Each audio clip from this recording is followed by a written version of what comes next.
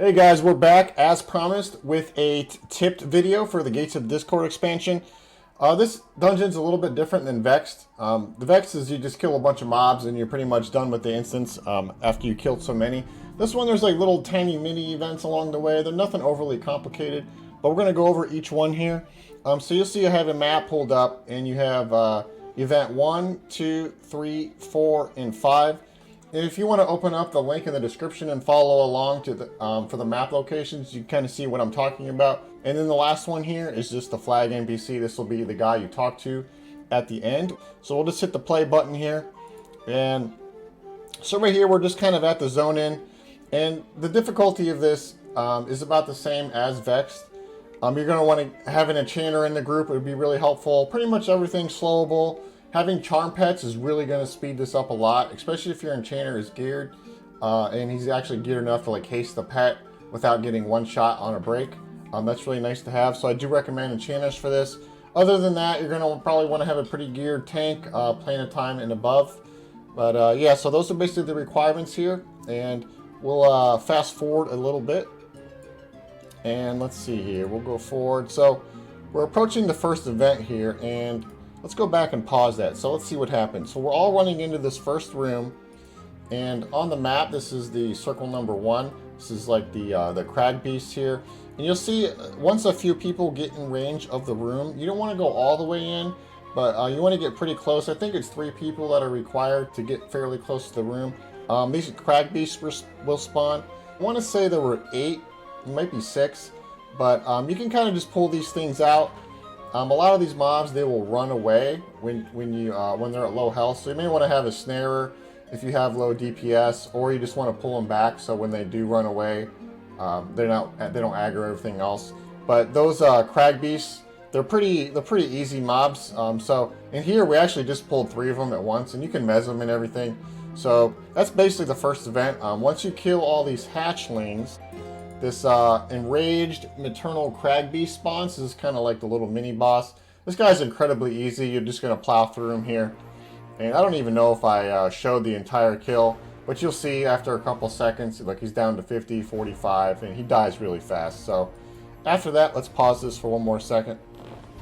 We're over in room number 2 now. This is kind of like the Arizon area. And I believe there's 8 mobs that spawn in this room as well. And these mobs are kind of like Vex stall mobs. Every time you kill one more mob will spawn in its place. It doesn't keep happening. It's just one additional mob per initial kill that you have. So you'll see here, we're killing this guy right here. And boom, another mob just spawned in its place. So once you kill both of these, then you can move on to the next one in the room. And I think there's probably a total of 16 mobs total. And once you kill all 16 of those, this guy here, this will spawn Garja Zotaki. I didn't actually con this guy. I think he's KOS by default, unless you have like a certain Gates of Discord faction. But he's incredibly easy, but he does have a lot of health, so you can. I don't know if maybe you can invis by him. I don't know if he's really like part of the event or not. We just killed him, so and we completed the mission just fine. So you can just kill him if you want, or if you can, maybe you can go around him. So now we're on the next room here, and this is event number 3, and all you got to do here is kill mobs in this room until a key drops. And for us, I think it dropped somewhat near the last mob in the room, but just keep killing them until you get the key. And let's fast forward a little bit, and these are just normal trash mobs. And you'll see here, we actually forgot to loot the key. But a little bit after we completed that room, you'll see here we loot this key here, harshly spiked key, so just make sure you get that. And this is going to be used in event number 4, which is the Riddler. Next up is the Riddler. This event's like a little bit confusing unless you know what to do. But once you do know what to do, it's super easy. He's going to ask you one of a bunch of different random riddles, and you can find a list of all the potential riddles he can ask on the websites and their answers.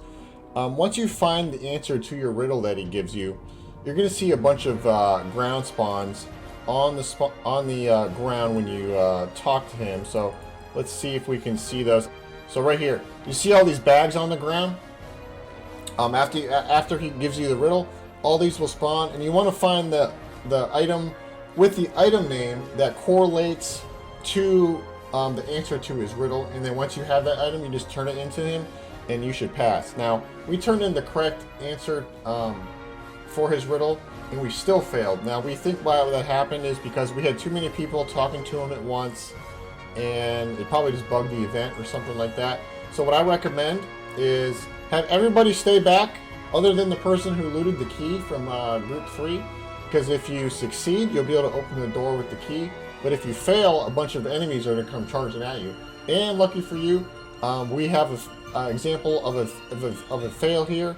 So here it is. You'll see all these mobs come. Boom, the monk and the bard are dead.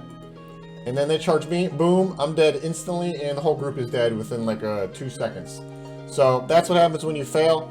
I recommend everybody stay back, other than the person who looted the key, and have them as the only person who interacts with the riddler. Everyone else just stay back, and you should be fine. That's how that event is done. So after that, we'll fast forward here a little bit.